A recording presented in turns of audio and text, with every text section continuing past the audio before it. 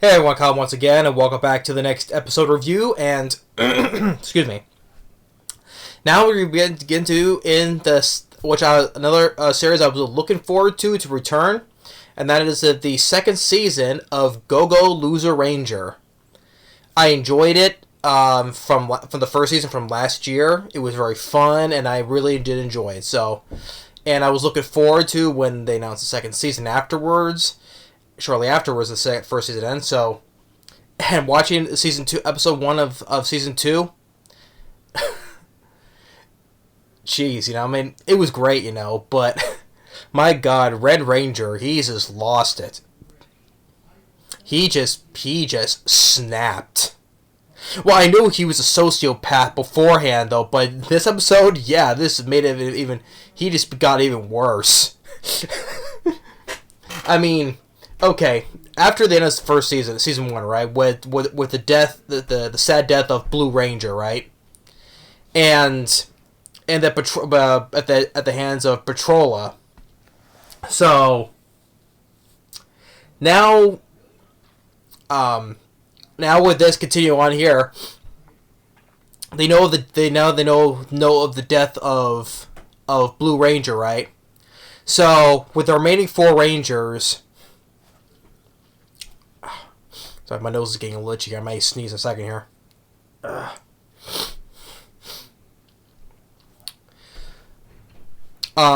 So they're trying to do their poses, say their catchphrases right. And once again, every Sunday they have to do the whole stage fake fighting with the Dusters, right?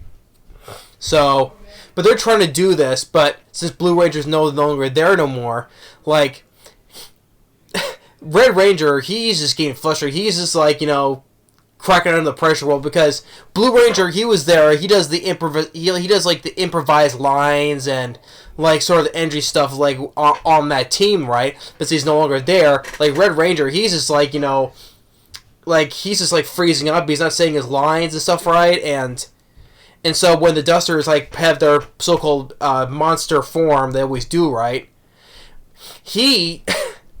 The Duster monster actually lands a punch on him and cracks his visor. When we see his eyes through the visor and it's cracked, he just lost it. He legit lost it. He just went on full-on rage and stomping the crap out of that monster, and to the point where they had to like cut the commercial, until they had to stop, right?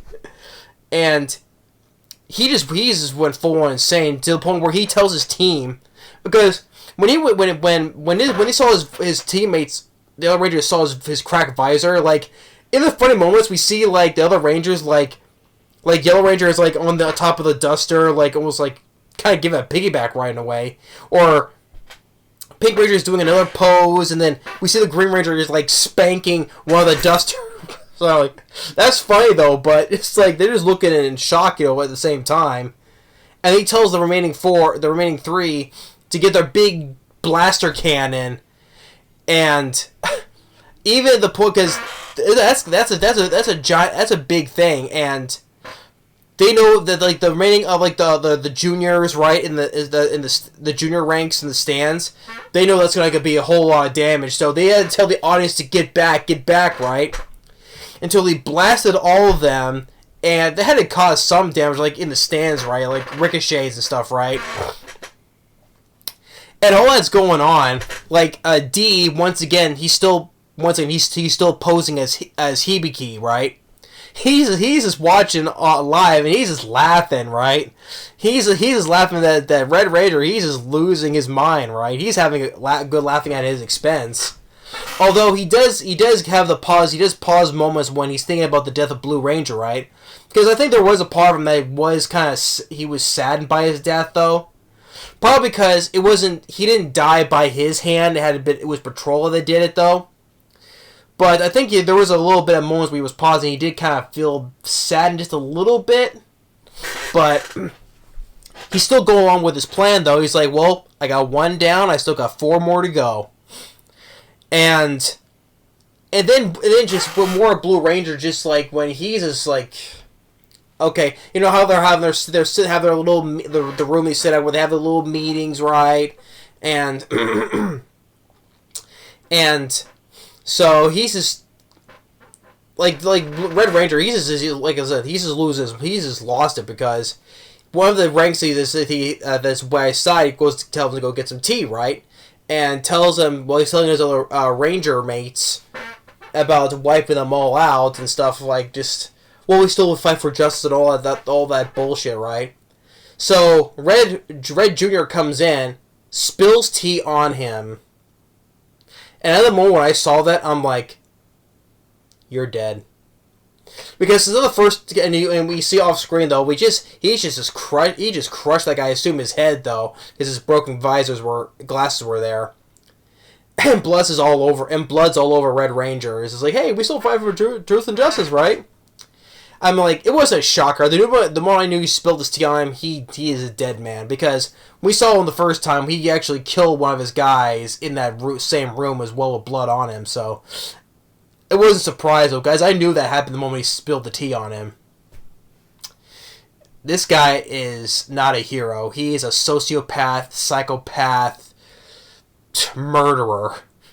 He's just like, so yeah, the death of Blue Ranger really just caused that severe mental damage to him. And we see him in a room where he's not in his costume, is in his uniform. He's just watching, playing back, and he's just like, this guy is gone. And so, while that's going on, now, D, once again, he still poses Hibiki, so he's out there because he had promised a full day with Hibiki's sister, who is the Pink Ranger, but she's fake at being in a wheelchair. Well, she's supposed to be in a wheelchair, but due to her power, she's able to walk though. So, and which I think Hibiki does. Well, both D and D does not know though, and we knew this from before from the last season that Hibiki's sister is so obsessively in love with her own brother.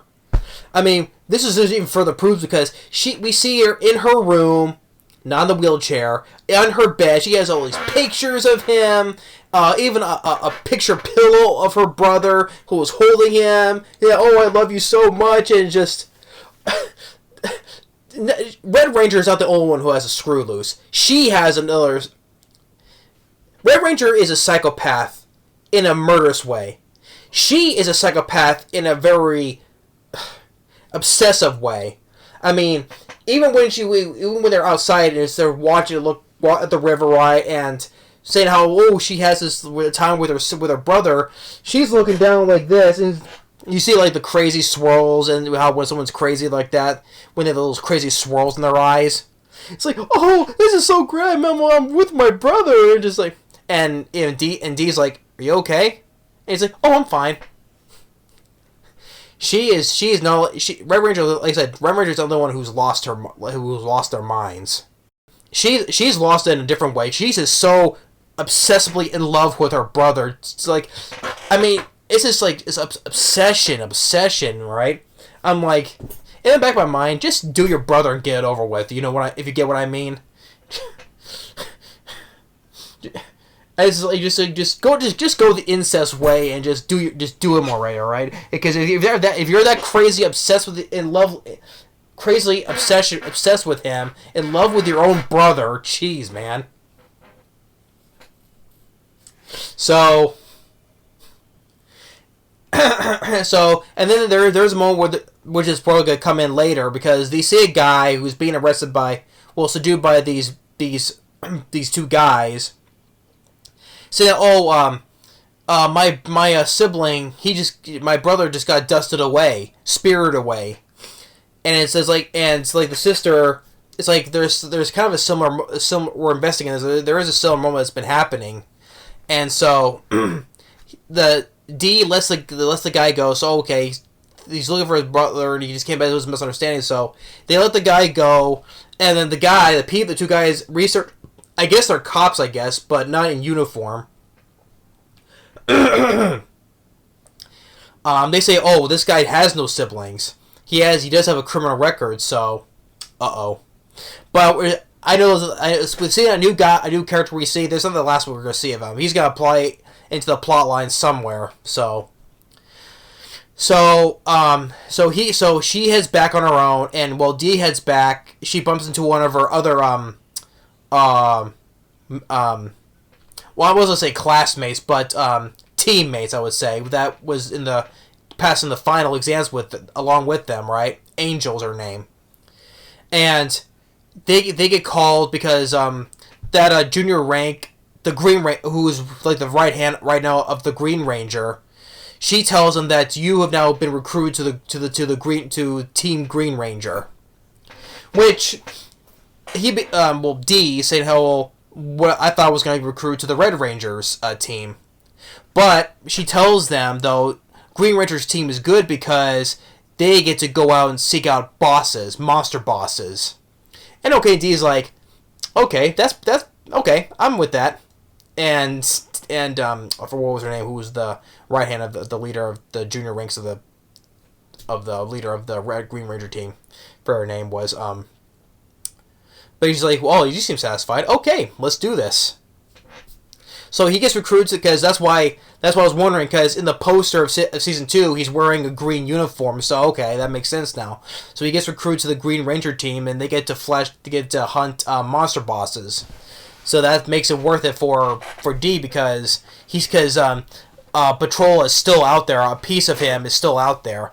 The one that looks like a bird is still out there, along with the other Duster, the female Duster that escaped with him. So okay.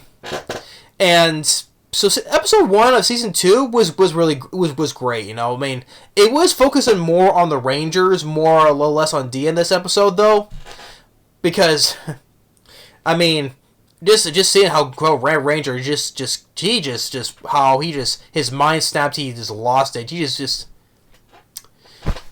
It just did severe mental damage. I mean, it just made him crazy. A murderous psychopath is what he is. He's not a hero. He's a murdering psychopath. Because once again, he murdered another one of his ranking members, and just for spilling tea on him. I'm like, he murdered one guy because he thinks he can step up and be the next Red Ranger. Nope, you're dead. Or not only killed one of the guys, but the girl who D saved from the exam from before, who was the right hand of the Blue Ranger, right? She's saying, I want to step in. I want to be the next Blue Ranger. And Red Ranger goes and says, no, there's no way, Pipsqueak. So basically now he's making fun. He's just saying, you can't do it because of your size and you'll just basically mess up our whole routine, all that stuff, you know. And I'm like, Red Ranger is a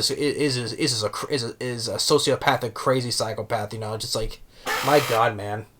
So you tell her you can't do it, but she can't do the job because of her size and all that stuff now. Calling her Pipsqueak. Episode 1, I enjoyed. It was great. I enjoyed it. So I just wonder. I like to see more of Red Ranger's downward spiral into madness, and we'll probably see more of Hibiki's sister just showing more obsession of the love of her brother. I'm like, you know what? Just do him and get it over with, please. I mean, she's just crazy in her own way. But I wonder now, because we did get to see I do wonder where we'll get like backstories of the Yellow and Green Ranger, how they became Rangers, right? I mean, we do know how the Blue Ranger did, and I guess now how Pink Ranger did, but I wonder about the backstory. We'll get backstories of how they became the Yellow and Green Rangers. Maybe we'll see so, but episode 1 of season 2 of Go-Go Lose a Ranger. Just seeing her seeing Red Ranger's like, uh-oh. He just snapped. He's gone. So yeah. But yeah. So that's that. But thanks for watching and stay tuned. I'm looking forward to seeing more now. I was looking forward to it and it didn't disappoint me at all. Not at all, at all. So, see you on the next movie review. We'll see you next time. Later.